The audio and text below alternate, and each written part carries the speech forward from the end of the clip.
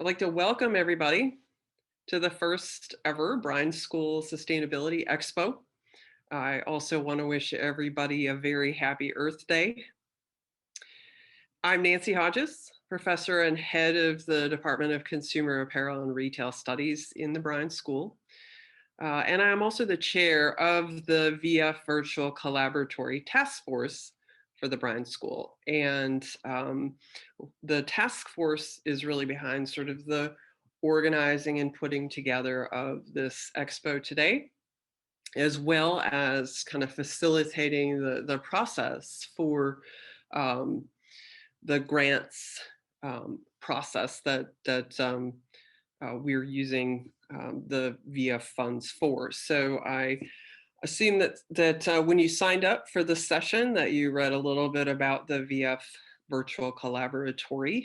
And so today in our session, we are going to be focusing on the research projects that were funded by the collaboratory.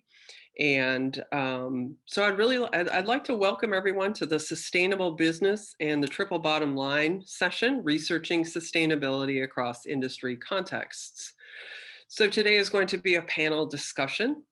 And in this session, we're going to hear from the Bryan School faculty across a variety of departments who received funding support from the virtual collaboratory to conduct research projects, as I mentioned. And these projects are all focused on sustainability-related topics, particularly those that deal with the triple bottom line of people, planet, and profit. But first, there are a few things for the members of the audience to keep in mind during this session. Number one, please keep your video off and your mic on mute. So if you have a question at any point in time during the talk, please type it into the chat. Of course, we would expect kind and considerate language. And if the question is too detailed or complicated, we may have to follow up after the session due to time limitations, which happened to us in the teaching session prior, the 9 o'clock session. We had such great discussion and such great questions that we'll be following up. So we can easily do that with this session. At about 15 minutes before the end of the session, Maddie Carey, Maddie, if you want to raise your hand, say hello. Maddie is going to, she's with the Office of External Affairs in the Bryan School. She is going to be monitoring the chat. So she'll be sharing the questions that come up in the chat, and the panelists will address those questions during the last 15 minutes or so of the session. Hi, everyone. Thanks, Nancy. Thank you, Maddie. So what I'd like to do is start by having all of the panelists introduce themselves and share a little bit about their research projects. For the audience, Maddie is going to post the PDF that includes the full sort of bios and project summaries of the panelists. She's going to paste that into the chat so you can look at it more carefully if you would like. But I'm just going to go ahead and call on panelists. I think it's easier that way. And Chantelle, you are the first person I see. Hi, I'm Chantelle Lapan. I'm in the Department of Marketing, Entrepreneurship, Hospitality, and Tourism. My research kind of broadly looks at rural tourism development, but I look at issues of micro-entrepreneurship, gender, indigenous issues, as well as, kind of sustainability broadly right within rural tourism. And our project actually was, and I'm working with Eric Bird, also in my department, Dr. Eric Bird, on this project. And we looked at kind of the farm to table system in between restaurants and chefs and farmers and the tourist, and how that sort of relationship influences sustainability values and the way in which sustainability values might be shared amongst these three groups. So one of the things we did was we kind of pivoted to look at how durable these bonds might be within COVID, because things changed a little bit, and we can get into that later. So that our project's really just looking at the impact of this stress on sustainability values and shared values between chefs and farmers and customers. And so I think that's enough about me. Great, sounds so interesting. Can't wait to hear more about it. Thank you, Chantelle. Gillian. Hi, everyone. So I'm Julian Lay, and I'm from the Department of Accounting and Finance. My research interests include corporate disclosure via a lot of different channels, including social media or regulatory filings, or like earnings conference calls with analysts. And in many of these disclosures, you'll find companies want to disclose what they have done in terms of sustainability issues. So that kind of inspired me to pursue possibly sustainability research. So my project, funded by VF Corp, examines the impact of a new team attribute, subgroups of top leadership teams, board of directors on companies' sustainability performance. So there's an increasing diversity in the boardroom, and diversity in leadership teams provide opportunities for the formation of subgroups or smaller groups of people sharing similar attributes within a larger team that may share similar interests or similar background. So while subgroups bring diverse ideas and views because they have different background and interests, they might also give rise to conflicts and miscommunication. So organizations having been searching for ways to, on one hand, harness the benefits of subgroups and simultaneously reducing process loss associated with subgroups. So we therefore are very curious about how subgroups in boardrooms could affect companies' engagement in sustainability issues and how sustainability efforts are linked to financial outcomes, one of the three bottom line items here.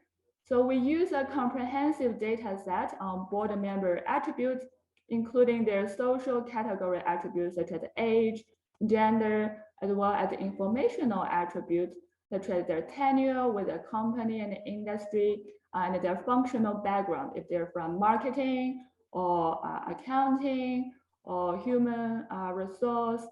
And then we use these data to measure dynamics among board subgroups. We also acquire a new data set thanks to VF Corp funding on sustainable business performance. This data set is very comprehensive and provide lots of interesting information on company sustainability efforts and performance. So we can perform data analysis to link board subgroups to sustainability outcomes.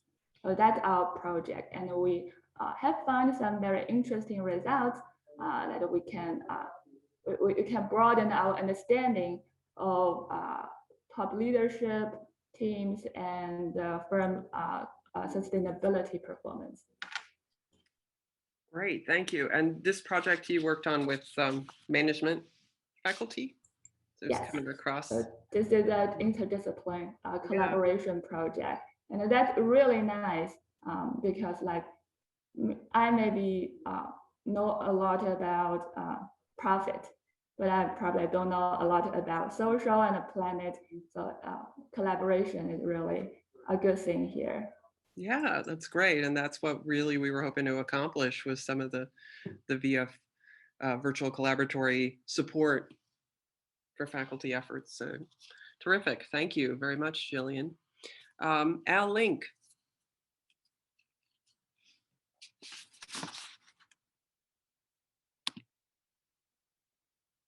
So I think you're muted, Al. Hi, I'm Hal Link, and I'm a professor in the economics department in the Bryan School. And what this study looked at was how to reverse the aesthetic decline of Zion National Park, where aesthetics is defined in terms of overcrowdedness.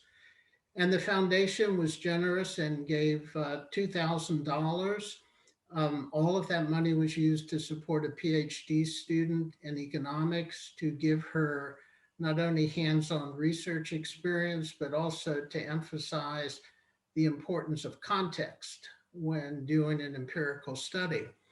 And the motivation for the study was that about 325 billion visitors come to the about 400 recreational parks that are overseen by the National Park Service. And about 1/4 of those visitors come to the premier national parks, the Smoky Mountain National Park being the largest. Visitors to these parks have increased dramatically over several decades, but most dramatically during the previous decade. We focused on Zion National Park in Utah, founded in 1919, and their visitors during the last decade increased from 3 million to almost 5 million visitors per year. And the Yale Environmental 360 newspaper recently wrote that Zion National Park is the poster child for the overcrowding of America's most hallowed natural places. I'm reading the quote.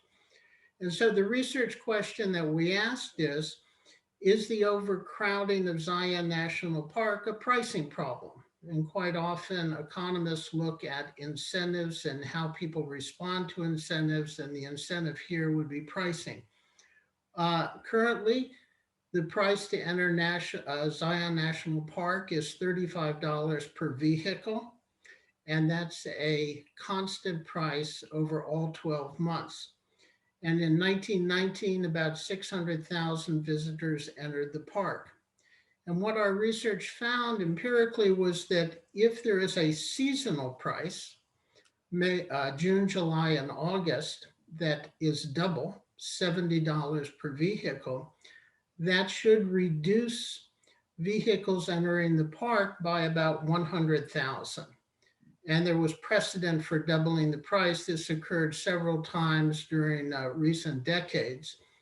But what was new is the adoption of a seasonal price, because all national parks have a constant price over all 12 months. And we came up with an empirical estimate to reduce the number to the levels that would have existed in May, as opposed to the seasonal high in June, July, and August. Really interesting study. So I hope we can hear some more about that during the session today. Thank you. Jin, would you like to go next? Thank you, Dr. Hodges. Good morning, everyone. I'm Jin Soo, a faculty member in the Department of Consumer Apparel and Retail Studies, CARS. And on behalf of our research team members, I'm glad to introduce our VF funded research project. There are 4 members for this VF funded research project, Dr. Hodges and 2 CARS doctoral students, Jeff Wu and Arif Iqbal and me. We are so grateful to the VF Foundation because this project provided some research money for our 2 doctoral students. And the purpose of our study is to investigate sustainability issues in the global apparel supply chain. Specifically, we explored sustainable sourcing in the apparel industry from Bangladesh and the Chinese apparel industry professionals' perspective. And China and Bangladesh are the 2 leading apparel exporters in the global apparel market. So we think it is important to explore their apparel industry professionals' perspective related to sustainable sourcing and supply management. we used a qualitative research approach. In total, 18 in-depth interviews were completed in China, and 15 in-depth interviews were completed in Bangladesh. All the interviews were transcribed, and for Chinese interviews were then translated. So we used the thematic analysis to analyze the interview data. So our interview data shows very interesting results. We find some interesting themes related to the motives for sustainable sourcing, the practices of sustainable sourcing, and how sustainable sourcing impact firm performance. Thank you. Thanks, Jin. Last but not least, Neer. Can you tell us a little bit about your project? Good morning, everyone. My name is Kshetri. I'm in the Department of Management, and my research focuses on the fourth revolution technologies like the artificial intelligence and blockchain and machine learning, deep learning, digital twins, and how they are basically transforming the lives of the low-income people in developing countries. And also most of the problems in the supply chain basically are in the deep down in the supply chain. For example, if you are talking about the cell phone or computer or car you and I are using, and it is very likely that the cobalt used in the battery basically is mined by those 6-year-old children in the Democratic Republic of Congo, and who are paid maybe 75 cents a day. And so how these technologies might make sure that promote transparency so that we exactly know what is going on in the field. And so that is one problem. And also if we are, for example, paying $4 for a cup of cappuccino, and only 2% of that goes to the coffee growers in the countries of Colombia or Ethiopia or Uganda, those countries, and how these modern technologies can help address those the deficiency in formal and informal institutions in developing countries, and a current technical infeasibility to measure various things. And also there is the unequal global distribution in powers. Multinational companies have a lot of power right now, and those type of deficiencies and high costs of measurement sustainability, they cannot afford those small farmers or small companies. And so I'm looking at how these technologies can address some of the problems. Thank you. Great, thank you. Yeah, some really important questions, part of your research project. So you can, I'm sure, already see how diverse the topics are that our panelists are working on or here to talk about. But I think, especially in terms of how sustainability related topics can be defined within research, but I think there are some issues that kind of cut across all of the projects that we're talking about. And so what we're going to do now is I've got some questions that I would like to pose to the panelists, and we're just going to have a discussion. And feel free to for the panelists, raise your hands with the emoji. And so then that will make you visible to me on the screen, and we'll just see where the discussion goes. And like I mentioned before, at about 15 minutes before the end of the session, we'll turn it over to Maddie and hear from the audience. So I want to start with a question that really kind of takes off on or piggybacks on the idea of sustainability being so broad as a concept. So because it's so broad, it encompasses a lot of issues and topics, especially when it comes to research and research in business related disciplines. So tell us how, as researchers, you defined sustainability in your project, in specifically your project and maybe your research program in general, if you tend to focus on sustainability. I mean, we know sustainability can touch on issues related to the natural environment, as well as corporate social responsibility, how people are treated within the business world. But it also needs to encompass profit, right? Businesses, that's what they're concerned with, right? So we're talking about the triple bottom line here. How do you define sustainability?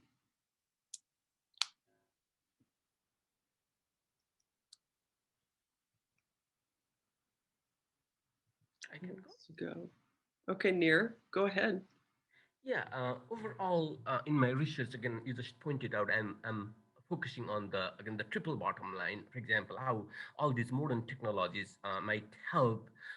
Basically, if you look from the firm's perspective, in the food industry, for example, hundreds of millions of dollars equivalent of food is wasted right now. And if you use blockchain, where exactly the mango in Walmart is coming from, for example, Walmart exactly knows that in 2 seconds, they know where exactly the mangoes are coming from or where the eggs are coming from. And in that way, they can just know if they have to recall some problem related to kind of disease and that. And they exactly know which batch of eggs to recall, which batches of mangoes to recall. And so basically in that way, they increase the profit by using technology. And blockchain actually helps exactly solve that increasing profitability. And if you look at the environmental thing, and one example could be there is a lot of illegal, unreported, and unregulated fishing going on in many parts of the world, especially in the Pacific Island. And right now, many companies are using blockchain-based projects, and the fishermen on the boat and also regulators on shore exactly put the detail of the information, and the information is tracked all the way to the consumers. And as a consumer, you and me know exactly where the fish is coming from, and that way we know that there is no illegal fishing. And that is another the natural thing. That is my overall research project. But in this particular project, I mainly focused on the social sustainability part, the fairness and distributive justice. Like as I mentioned earlier, in the coffee industry, only the coffee growers currently get only 2% of the cup of coffee that we pay. And if we talk about coffee growing countries, actually no more than 10% they are getting. And many companies are already implementing solutions. One example is there is a company in Amsterdam, Moe Coffee, and there is one in Colorado, Kodak Coffee. And so they are basically using all the information. If you are buying a package of coffee, and you can scan all the QR code, and it exactly knows how much your money goes to those kind of the farmers in the field. And so especially the millennial generation, and actually older generation really do not care that much apparently, our generation, about the corruption and all those things going on. And millennial generation are basically very conscious about that. And so they actually say that if the coffee is not grown sustainably, or if the farmers are not paid kind of a fair amount of money, fair wages, and they may not do business with them. So there is transparency, and transparency means basically I'll not do business with a company that doesn't pay fair wages to farmers. So it is possible. And one example is the Moe Coffee in Amsterdam. Their goal is to increase the proportion of the amount of money you and I pay that is paid to the farmers to 50% from the 2% in the long run. Maybe that is possible, and the consumers become more aware about the problems that is taking place in the deep down in the supply chain. So that is one of the problems that I'm looking at. Thank you. I think I took a lot of time already. No, that's, yeah, I think, so you really were looking at the, like you said, social elements of sustainability, and the whole transparency in the supply chain. And it can be like your examples, coffee, food, but that it really crosses industries. It can also pertain to apparel. So yeah. Al, I think you had your hand up, didn't you? I did. I couldn't find the right emoji to use, so I was. Thumbs up is fine. We defined sustainability slightly differently. In general terms, the actions of one person not imposing on the actions or needs of other individuals. And often the definition transcends to future generations, but in this case, we're just referring to other individuals. And the national parks are what economists call a public good. And the idea of a public good is something that's consumed by one person, doesn't impose a decrease in the ability of someone else to consume that good. But along with it being a public good, critics might say, well, if it's a public good, everyone should have access to it regardless of any consequences. But many public goods are allocated through a pricing system, like a toll road is a good example. So we were defining sustainability in terms of aestheticism. In this particular case, I mean, it's different than the bottom line. The bottom line is measured in terms of dollars and cents. So the metric would be overcrowding of a national park. And we plan to expand this to all of the 62, now 63 national parks. Wow. Wow, that's great. So how much of the elements of the natural environment are you considering in terms of your definition of sustainability? Well, you open a can of worms with that question. We can return to it later. Yeah, when I gave my summary, I talked about us comparing June, July, and August number of visitors to May. Well, May was an arbitrary choice.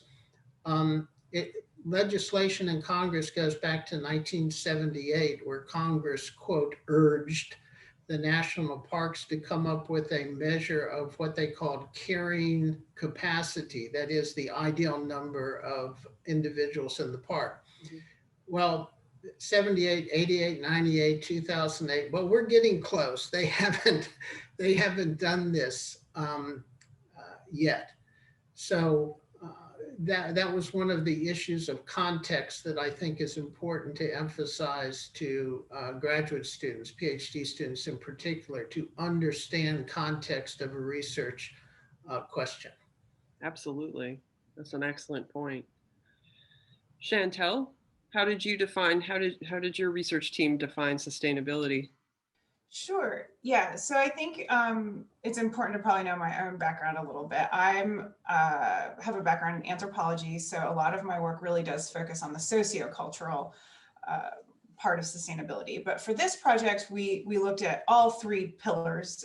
Eric and I both teach STH 200 too, so we talk a lot about sociocultural, economic, and environmental sustainability. So we went into it with a pretty broad view.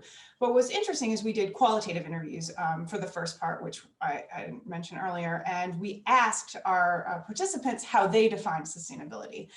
And I think it's really interesting right now because we've got chefs and farmers during COVID and over the last year. And they're really defining sustainability in the most literal sense in that it's survival, the ability to keep going forward. And so I think for us, that really took us down to this very bare bones. Like I think for some of the chefs too, who have more mission-based goals with their sustainability, like community involvement and paying fair living wages and less waste and stuff like that, they feel as though if they can't even keep their lights on, that they can't fulfill those goals in the future. And so I think that was a really interesting finding we had in our research. Yeah, absolutely. I mean, sometimes, that is what we're talking about when we're talking about sustainability and sustainable business is keeping the lights on and keeping the door open. Absolutely. Let's see, Gillian, I think you had your hand up next. Yeah, so I'd like to echo Chantelle's observation in her study. So we had kind of a better understanding of what sustainability means throughout working on this project. So initially, we kind of just used the UNCG Sustainability Council's definition that sustainability is enduring interconnectedness of social equity, the environment, economy, and the aesthetics. And then when we start to look for mature data sets that could quantify sustainability, we find most of these researchers break down sustainability into three pillars: social, environment, and governance. So in terms of social, it is how a company interact with the employees, communities, and then in terms of environment, how company use more clean energy in their manufacturing, so they can cut greenhouse gas emission. And then as we work more on the project, we start to realize, like Nancy also said, how to be a sustainable business. There must be a link between their efforts into sustainability and the financial output, because sustainability efforts are not cheap or free. So we would like to have a cycle that when companies invest in sustainability effort, these initiatives, they also have financial return, and they can take a share of their financial return to continue to invest in sustainability initiatives, address the problems in our environment and the society. So that is kind of our deepened understanding of sustainability by working on this project. Thank you. I think that's just so interesting to hear that as a, you're working on the research project, the actual sort of scope or definition of sustainability kind of emerged along with your findings. Thank you. Jin, I see your hand is up. Thank you, Dr. Hodges. And in our project, we integrated the 3 dimensions of the sustainability concept, including the economic dimension, social dimension, and environmental dimension. So basically, 3 bottom line, triple the 3 Ps integrated in our project. In our interview with Chinese and Bangladesh apparel industry professionals, at the very beginning of our interview, we gave them the definition of the sustainability. So we explained clearly and in detail what sustainability means for our project. So, because of the apparel industry, sustainability is a big topic, and currently is a hot topic because the scale of the environmental and the social impact of the global apparel production consumption makes these sustainability issues very important for apparel manufacturers. So we found out that industry professionals in China and in Bangladesh, they understand this concept of sustainability very well. And our interview result, the data clearly shows that all the interview participants, they relate sustainability in the 3 dimensions: economic, social, and environmental. And they not only give us detailed information about how the sustainable sourcing impact their companies' environmental performance and how the sustainable sourcing practices impact their operational and social responsibilities. They also talked a lot about how sustainable sourcing, specifically in this project, impact the company's financial performances. So which is the economic dimension of the sustainability. So we are so glad to find out many interesting insights related to every aspect of sustainability. Thank you. Thanks, Jen. Chantelle, I see you have your hand up. Do you have something else? Okay. All right, so already we can see not only are the topics themselves really diverse, but the way that each research team defined sustainability really sort of reflects the broad nature of the concept. So my next question has to do with whether or not you encountered any challenges in doing your research. And it can have to do with the topic, or the way you define sustainability, or just maybe external factors. But I'd like maybe to talk a little bit about whether or not you did encounter any challenges to what you had planned to do. And Chantelle. Yes, now my hand's raised. Okay.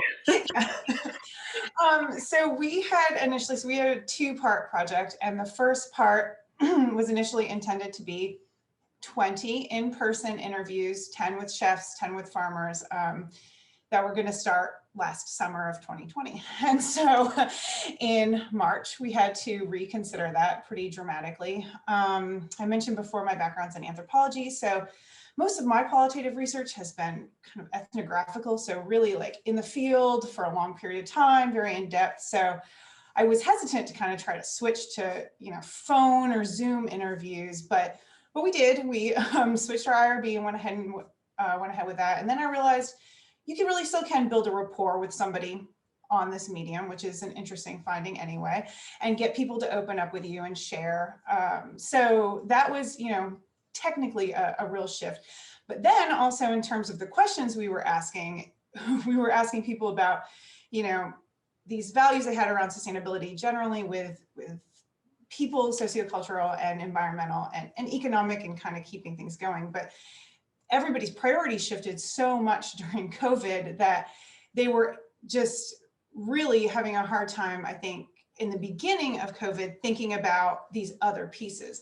But we've been doing interviews all along, so to see that evolve was really interesting. And for some of our respondents, particularly the chefs, they really felt like COVID allowed them to strip away all of the extraneous stuff of what they should have been doing and really focus on their core values and make their restaurant run the way they wanted to. And so it really pared it down. And we have at least several that felt grateful that they had to kind of go through this restructuring in their business that allowed them to keep fewer staff, but pay the ones they had more, keep some on the books that, how to put this, couldn't have benefited from some of the stimulus stuff for other reasons, visa, immigration status, for example. And so they were able to really look deep into themselves and say, these are my values, this is what I'm sticking with, and just do those core values. So I think that in terms of the information we got, it was really neat to be able to see as the pandemic got deeper and deeper, how people were changing their responses. Absolutely. So did you come across any, or did they mention any challenges related to getting local food supply? So here's the interesting thing. The chefs really had such a hard time with keeping stuff going, with, just doing to go and shutting down. But farmers still had all this food planted, and they were able to pivot so fast and do home boxes and CSAs and get their food out in a really nimble way.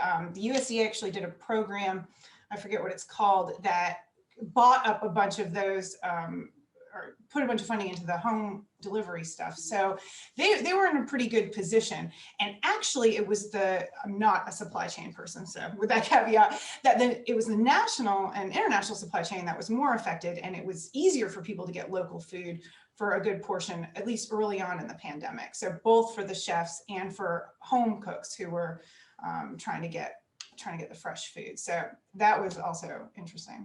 Yeah. For sure. And you were right there while it was happening, collecting your data. Yeah. So yeah, no, those are great examples of some of the challenges.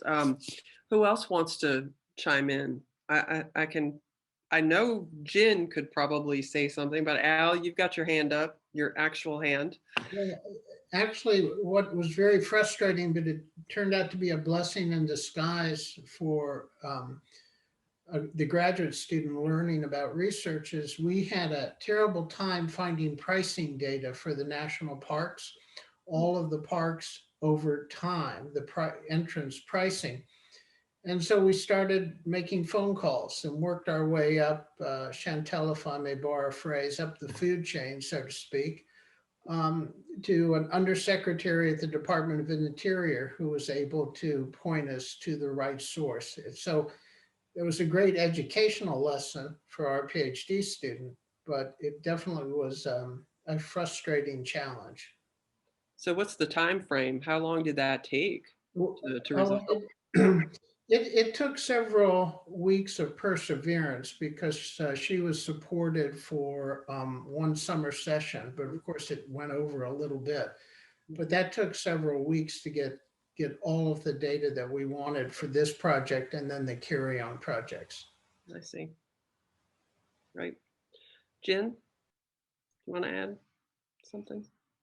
Yes, thank you, Dr. Hodges. Yeah, I completely agree with Dr. Lapan and Dr. Link's point of view. Yes, there are some real challenges in doing the sustainability related project, especially if your project is related to industry perspective, which means you collect data from industry. That's a lot of challenges.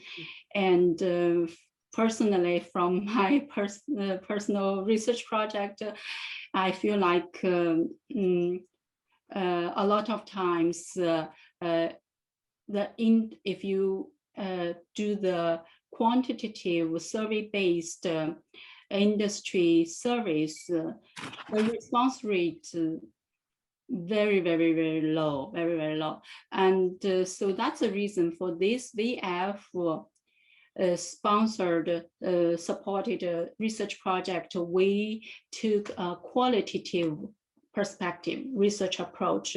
So we want to know how the firm integrates sustainability, sustainable sourcing. And we also want to know why the firms implement sustainable sourcing. And so we did the in-depth interviews, so we got a rich amount of data to analyze them.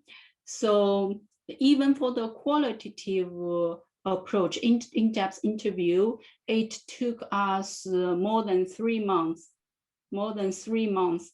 to get those interviews done.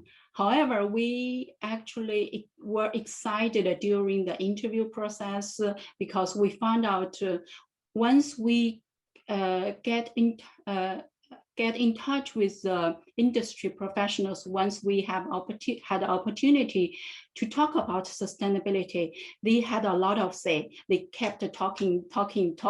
So in the interviews actually went as long as more than 2 hours for some interviews. So they give us a lot of detailed information from their perspective because they are the Bangladesh apparel industry professionals. They are the Chinese apparel industry professionals. So they talk about sustainability, how they implement sustainable process in their denim production. They even give us some data. For example, several companies in the Bangladesh apparel industry, they are the denim producers. So they talked about because of they implement sustainable sourcings, sustainable processes, they reduced substantially amount of water and chemical dyes in their denim jeans production process. So they also give us a lot of information about how social responsibility integrated in the company. And very interesting because the last year, the very challenging about COVID. However, we still completed in total more than 30 in-depth interviews. So we also get the industry professionals' view about how COVID impacted their sustainability. Sure. Sustainability. Yep. So we got a lot of data, and so their perspectives are very valuable for us to understand from the manufacturer side. It's very valuable because most of the times we know more about the consumer side. Right. So from this project, we know a lot about from the manufacturer side, the leading apparel manufacturer's perspective. Thank you. That's a good point. And I do, you know, there is an overlap here with what Chantelle was talking about. You know, we had planned to do live interviews, you know, in Bangladesh and in China. That pretty much, you know, that COVID put a stop to that. So we resorted to Zoom, and our the PhD students on the research team were able to conduct the interviews, thankfully, and to collect the data, but it had to be done virtually. So that was definitely a challenge. Thank you, Jen. Nir, you had your hand up. Two things. First, already other people have pointed out, and so most of the problem related to sustainability, they are in the deep down in the supply chain in the developing countries, and so it is not really possible due to the pandemic, or even if there is no pandemic, it is really difficult to travel to those countries and collect the primary data. So my research mainly relies on the secondary information rather than primary thing one. And number two, all these technologies that I'm really focusing right now are really new, and so we do not really find any, I mean, very few projects actually that are commercially launched, and many of the projects are kind of prototype or kind of only proof of concept or pilot projects. So that's what I'm focusing on mainly right now, rather than looking a lot of live projects, and very few of them exist. And these are two challenges that I'm facing right now. Yeah. So access to that, to the prototypes and that, yeah, I could see where that would be challenging. Thank you. Gillian, what were some challenges your team faced? So like the other teams had challenge in collecting firsthand data, but kind of lucky in that perspective because we use secondary data already prepared and cleaned by data provider. But the issue in using a secondary data is that when we want to know more about company sustainability effort and the subtle dynamics interactions in the boardroom, there are so many factors, and the variables already in the data set may not tell the full story. So that creates, so for example, when we do the literature search, say what may contribute to formation of subgroup, like whether directors are alumni, whether directors like the same kind of sport, these things may also be a factor, but these data are often not collected or impossible to be collected. So we try to be creative in collecting data from other sources to complement what we already have from a data set. But I guess there's always pros and cons of using secondary and the first-hand data set. When you use a first-hand data set, it's a lot of effort to collect, but you kind of tailor the data to your need. When we use secondary data set, it's there, but need to more work to understand it, clean it, organize it. Absolutely, thank you. And I think that sort of ties into Al, what you were talking about with the data that you and your graduate student were working with, and Nir as well, using the secondary data. You know, it might be something that's more, you know, readily at hand during a situation like the COVID pandemic, but at the same time, there are challenges that come along with secondary data as well. So I'm going to ask a rather tough question of the panelists, but I know you're all up for it. It's one that probably can't necessarily be answered during our session today, but it is a very important question to think about. How might academic research advance sustainability-related business practices?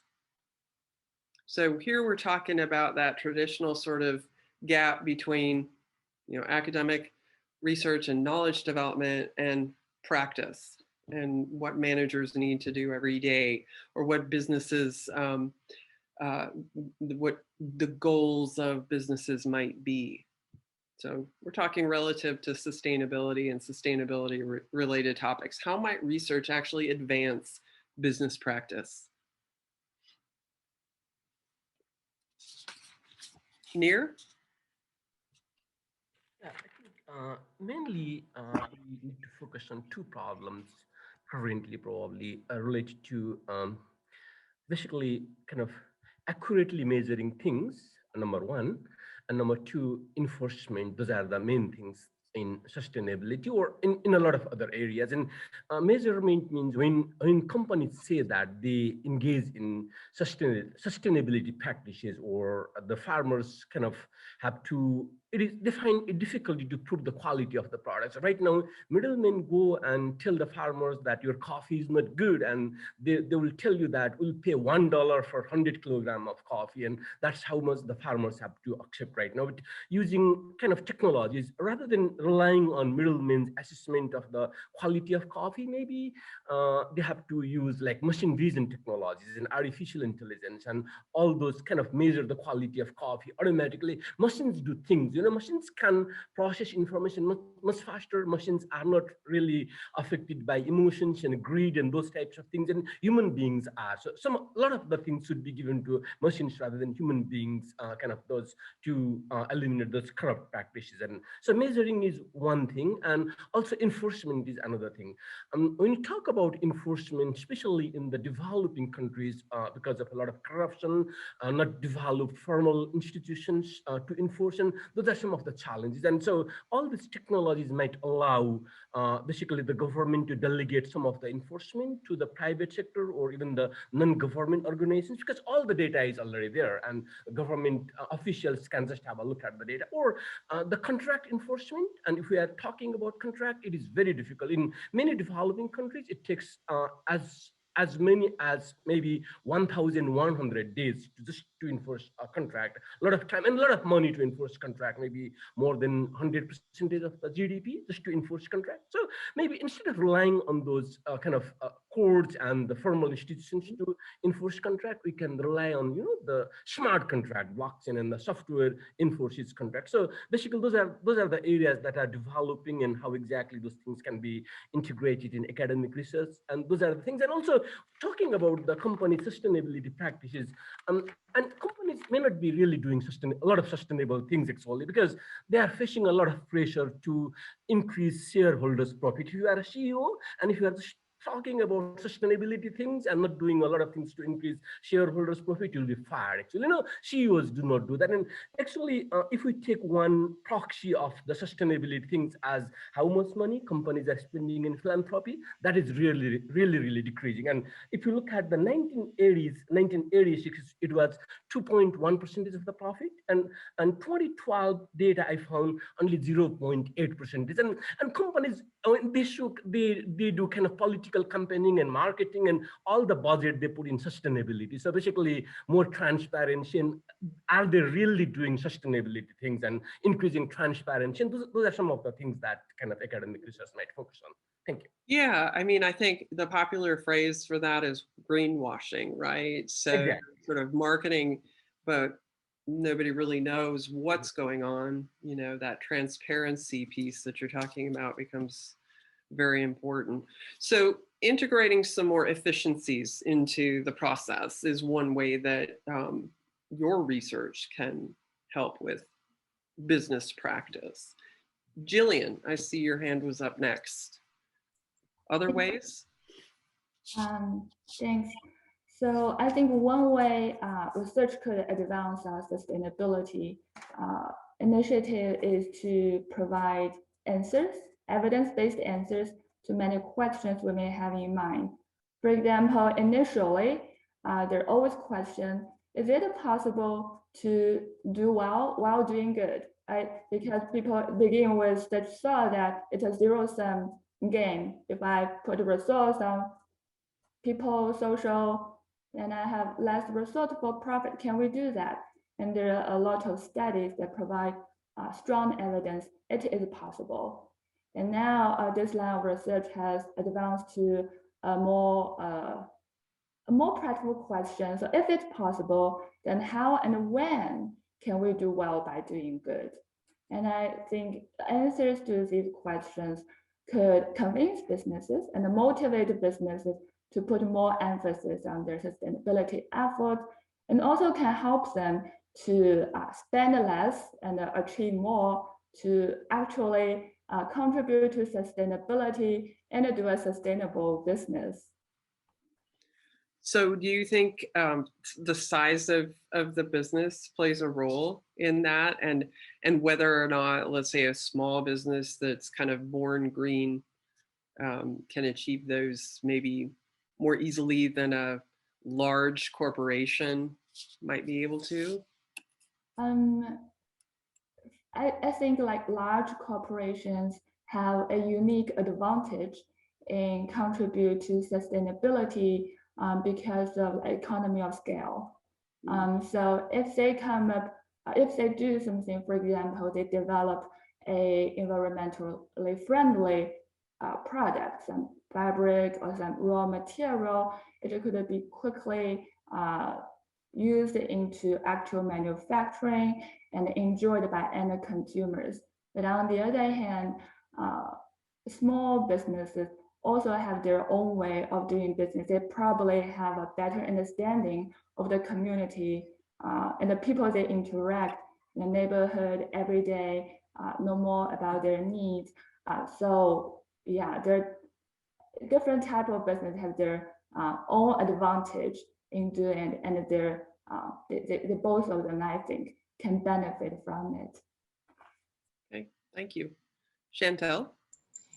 Yeah, so first, I think panels like this are really great, where we can kind of share our research in a more public type forum rather than just through publications. I think that's really important. And I think one of the things, I've been trying to work on in my research and that we're going to do with this project is more data sharing and more participatory action sort of research with our participants. So one thing we're doing is the second part of the study is a consumer panel where we ask consumers about their sustainability values. And we've committed to share those results back with the chefs and farmers who we've already interviewed so that they can integrate that into their practices. And so they know how to better communicate what they're already doing with those consumers. And we've actually brought in one of our interviewees who has a master's in something, I don't know, but he's going to be a co-author on one of our papers, and he's a presenter at one of our conferences. So trying to get his perspective really deep in there and sharing that information back out, we found pretty helpful. Those are excellent examples. I think that's terrific to include participants in, outcomes. Al, you had your hand up like that.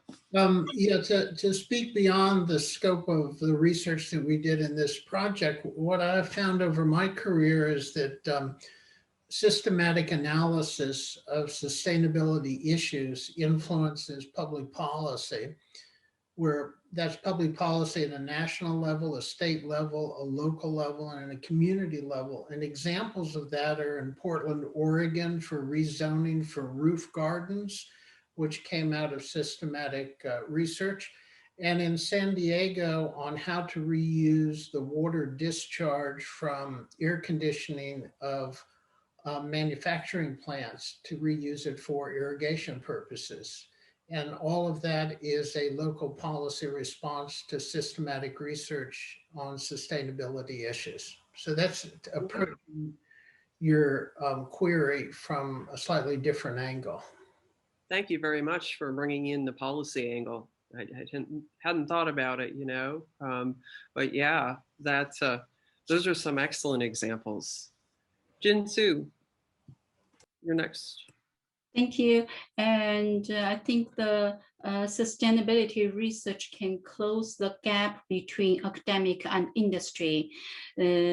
Industry, especially from our research project, we found out a lot of concrete and directly implementable practices and answers to the apparel industry's real-world problems. For example, we found out apparel manufacturers currently are working hard to increase their capability to proactively implement sustainability related practices and strategies. So the industries are working hard. So our research kind of try to close the gap between academic literature and what the industry are currently doing practice. Right. Yeah. Well, some of you, were talking and giving examples. I was thinking about the connections and, the idea of maybe doing a session like this, but including some of your participants, just in the panel to talk through, okay, what might be some ways that research findings or discovery that emerges from your research, what are some ways that those things could be implemented that would be a very interesting discussion to have. So we are almost at 11:30, which is when we were going to open it up to audience Q&A. Maddie, I think we'll turn to that if there are any questions. If not, I have more questions to ask the panelists. So, okay. But we would love to hear from the audience. So, go ahead and put your questions in the chat if you've been saving them. But we do have one. We'll go ahead and get to. They ask, how would you integrate sustainability into MBA research studies?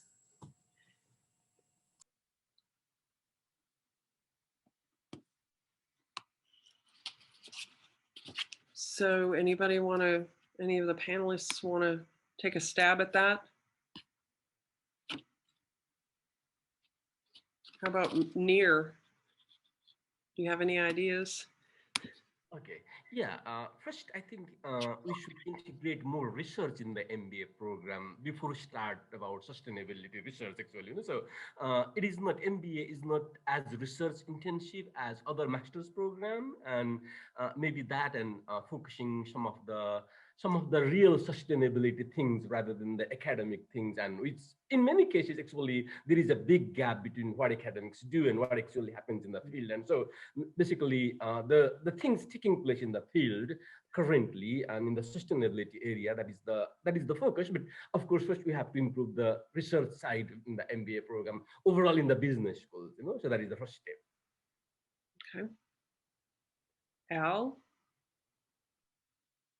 If one defines entrepreneurship in terms of perception of opportunity and the ability to act on that opportunity, I think we've learned today from the panel members how creative firms and industries can be to respond to opportunities where resources do not exist.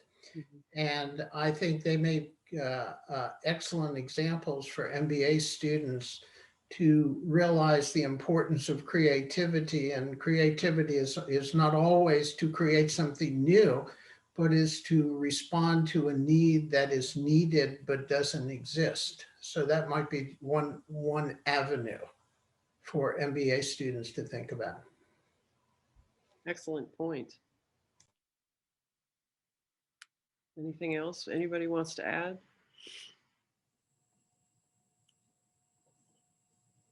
Maddie, are there any other questions coming from the audience? There aren't any in there right now, but I have a question. Go for it. Let's hear it. How do you balance equity in pricing for a public good? Anyone? But it sounds a little like it's down Al's. Yeah. Alley. Well, Maddie, if you remember back to the mid 1600s, when John Locke was talking about social contracts, where society gives up some of its rights for government to serve the common weal. This is where the issue it was probably a Tuesday back in 16 something, where this issue came to the fore, but your question is very perceptive, and it's a difficult one to ask, because whenever one has public good, one is impinging on the rights of individuals to take advantage of what their tax-paying dollars have paid for. But it requires an embrace of the social contract, which underlies democracy in general. What that price may be is something that in reality one has to iterate over, learn by doing of what the appropriate price is. There's a beltway around Washington, D.C. where you can pay a little bit extra to drive in a HOV lane. And what the Virginia and Maryland and District of Columbia, which are affected by the Beltway, is they tried different prices. First, it was a Goldilocks. First, it was too high, and then it was too low, and they eventually came up with an appropriate price that people accepted.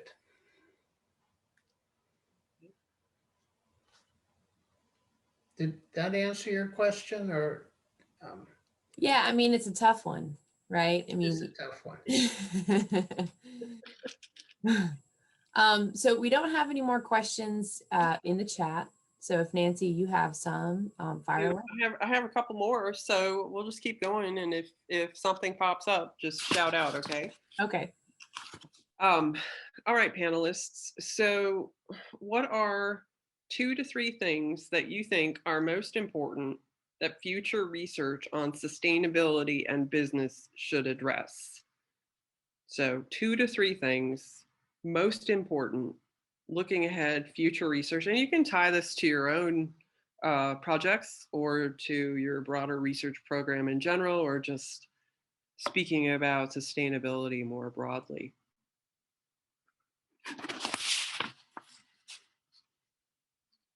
Near?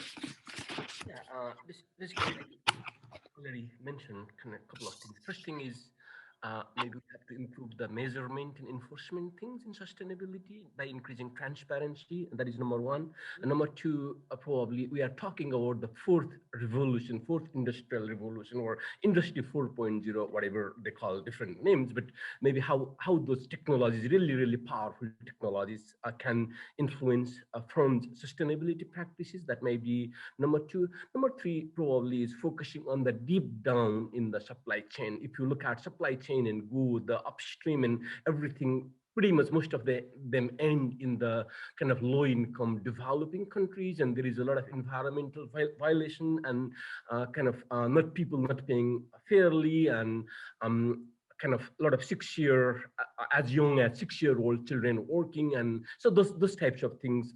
3 things should be the priority, I think, in sustainability research from my viewpoint. Thank you. Absolutely. Thank you. Gillian. Thanks.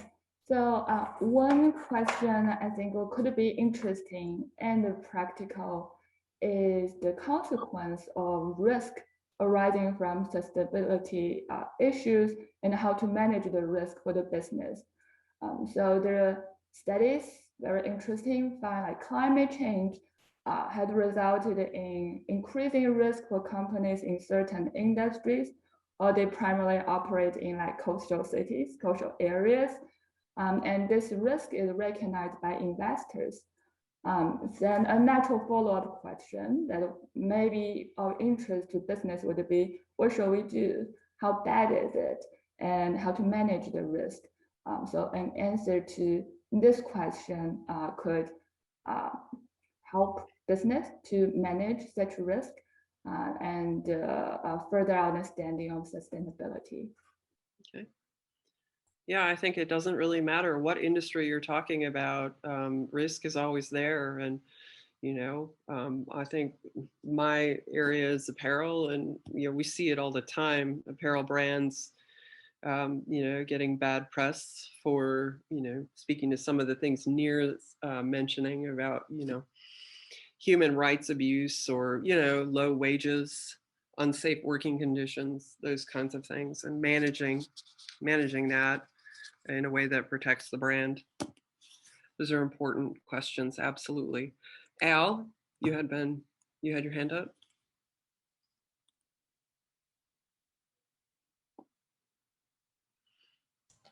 One thing that I have learned from our project after the fact was that aestheticism is not broadly viewed as a sustainability matter. And that's come out of some panels that I've served on for both National Science Foundation as well as Resources for the Future.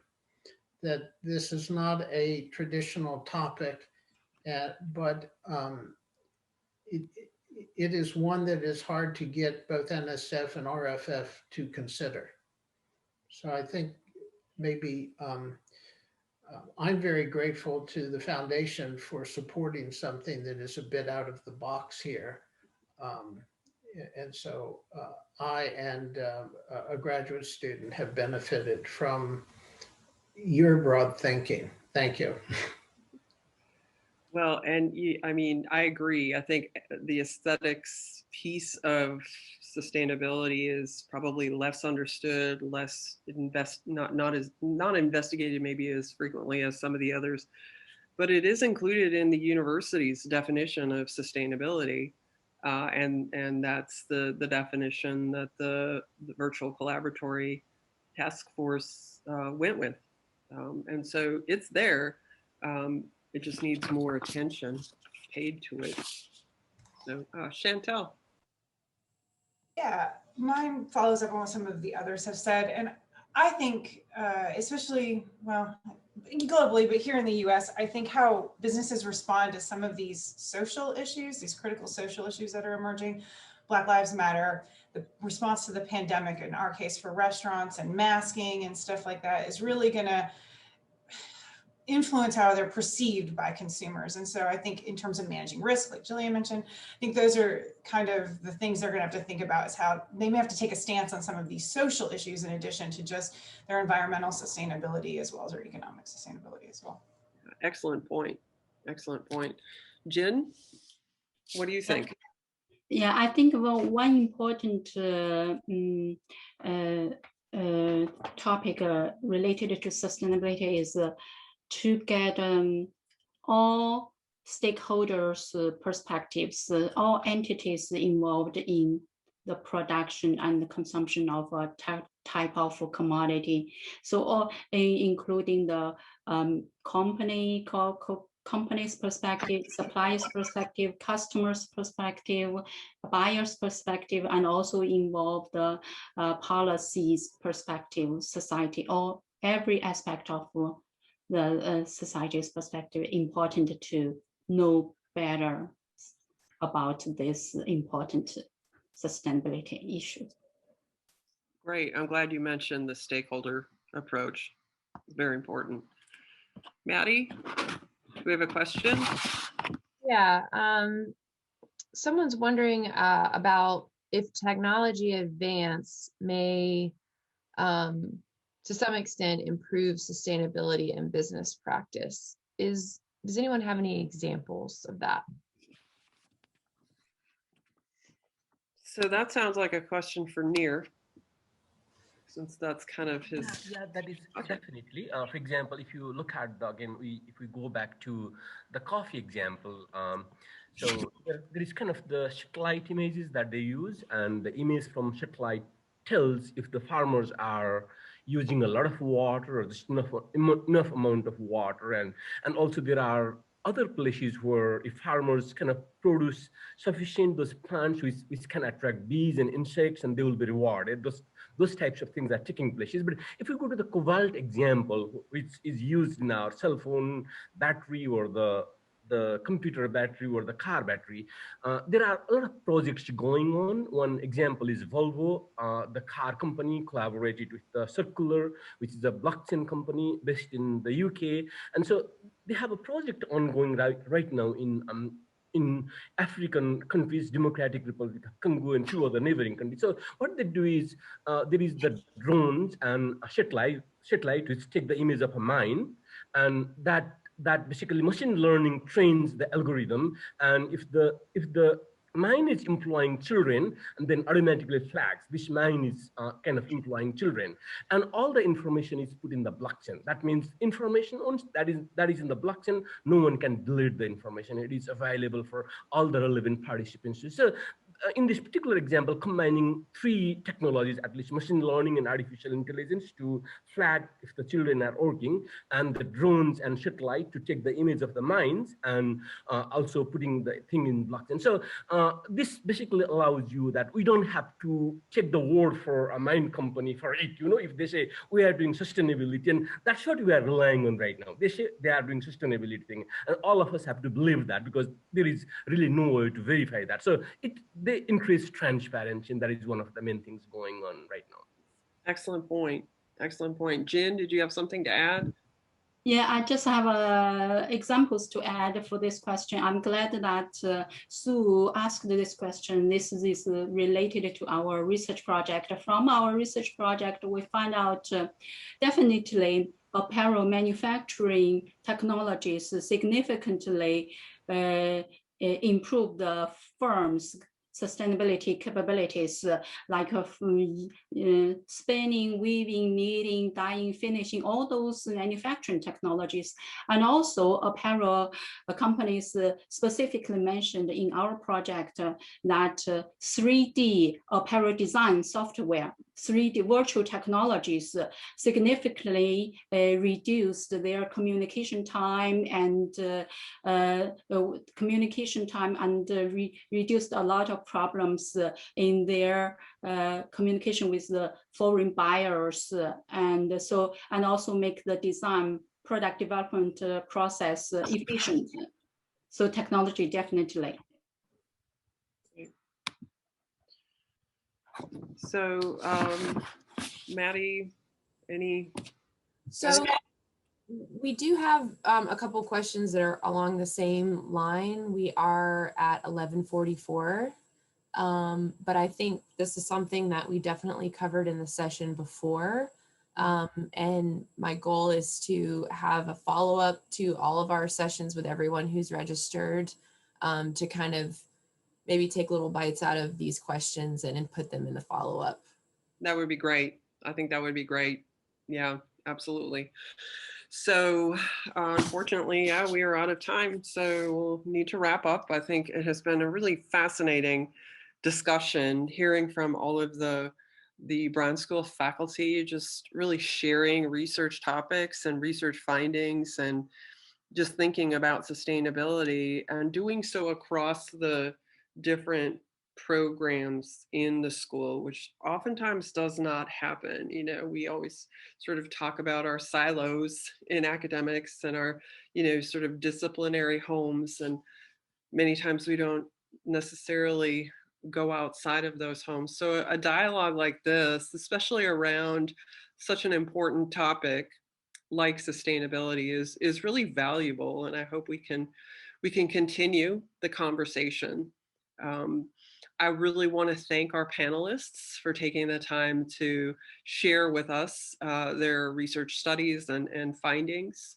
I would like to thank Maddie Carey for organizing the show, not just for this session, but for the whole day. And Rob Owens and April Black, who are behind the scenes, but are super integral to making sure that everything goes as it should in terms of the Zoom platform and everything, and technical support.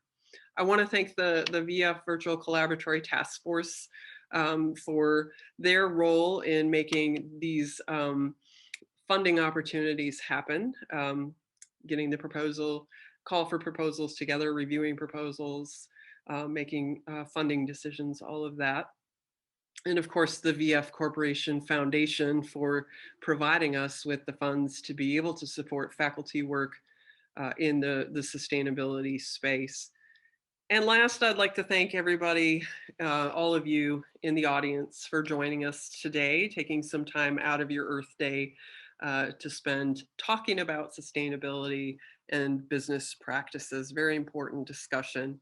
We appreciate your time. So have a great rest of your Earth Day, but we hope to see you at 1 o'clock at our next session. We have got 3 really awesome sessions in the afternoon, so maybe you'll have some time to stop in and listen. So with that, we'll sign off. Thank you.